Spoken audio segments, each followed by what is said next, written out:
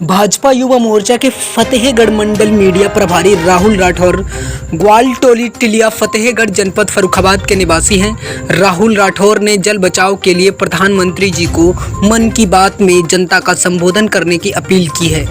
राहुल राठौर ने कहा है कि हमारे देश की जनता प्रधानमंत्री जी की बातों पर विशेष तौर पर ध्यान देती है और उनको अपना आदर्श भी मानती है।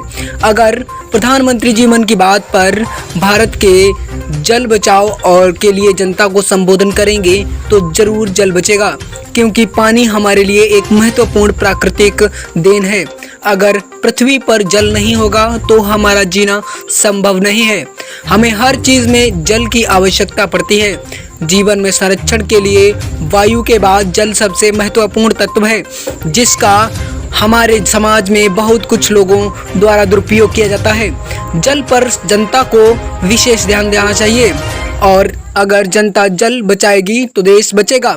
राहुल राठौर ने कहा कि मैं अपने क्षेत्र में जहां कहीं भी निकलता हूं, यदि कोई नल खुला मिलता है तो मैं उसे तुरंत बंद करता हूं तथा वहां के आसपास के लोगों को जल बचाने के लिए कहता हूं।